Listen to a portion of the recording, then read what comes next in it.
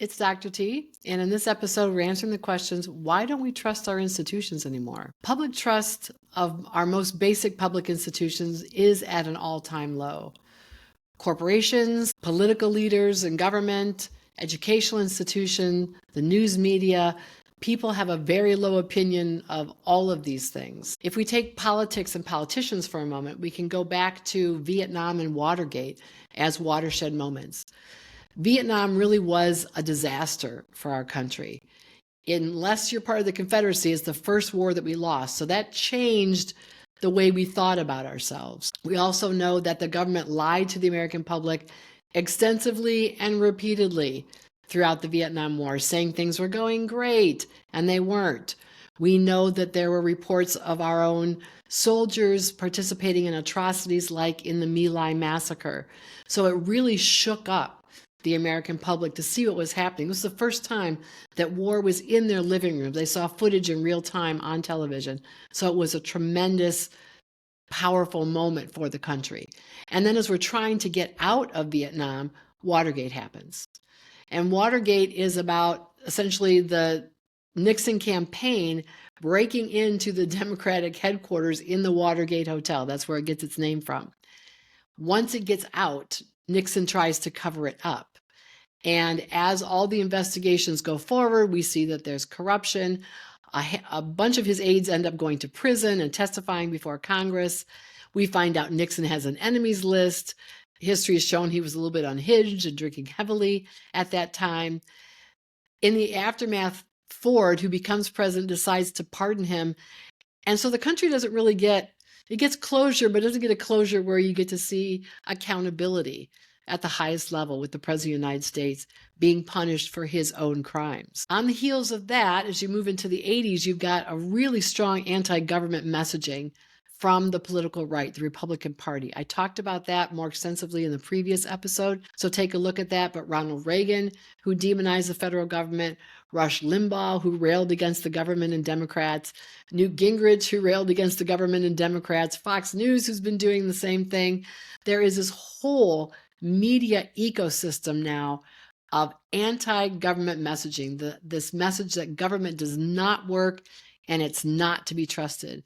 And many people are really well marinated in that message at this point. Distrust of the media goes far and wide.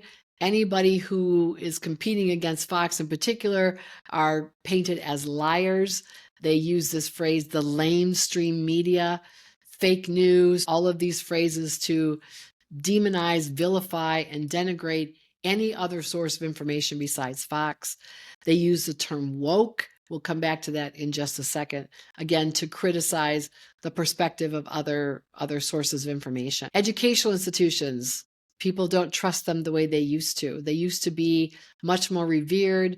Knowledge used to be held in high esteem. And now there's a lot of attack on the institutions of higher learning.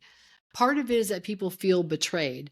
They've been told that college was a ticket to the good life, and it's not in the way that it used to be. I did a whole podcast on that, so you can look back if you missed that one.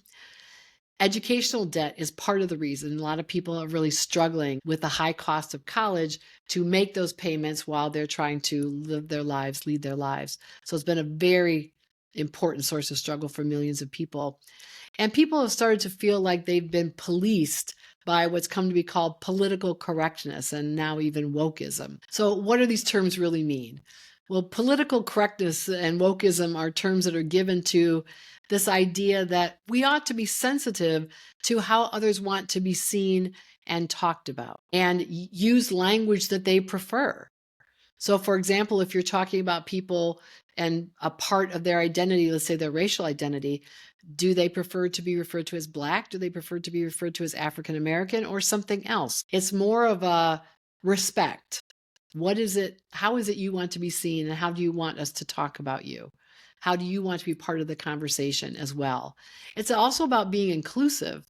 So using terms like firefighter instead of fireman, or police officer instead of policeman, or postal worker instead of mailman, those kinds of things, that's what political correctness is about. It's about trying to be more inclusive in the language.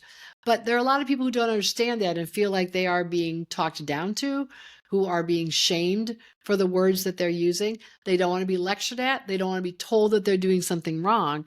And so this has led to this tremendous pushback, right? What do you know? You think you're so smart. You are an elitist. You're looking down on me. I don't like that. And therefore, I'm pushing back against that. There's also, to kind of bring some of these avenues together, there has been an attack on education by the political right. And in particular, they've been trying to tear down, denigrate K through 12 education.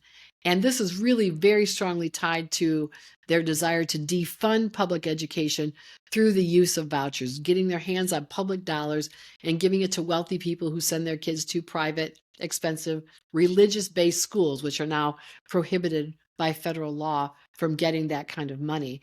And so if they can tear down public institutions, educational institutions, they can also get their hands on some of that money. So why should we care about this division? Well, if we are splintering along all of these lines, it keeps us from recognizing our common interests and using the power that is available to us. There is serious hardship in this country right now. There are people who are suffering and struggling, and they don't have the capacity to solve these problems on their own. That's why we have government to intervene on our behalf, to do things for us that we can't do as individuals or small groups. Government is still the best place to go if you're trying to ensure that someone meets your needs. But if we tear down government and we keep people divided, it's a great way to keep these divisions, to keep these inequalities, and that means people who have power and privilege, particularly the wealthy, get to keep it.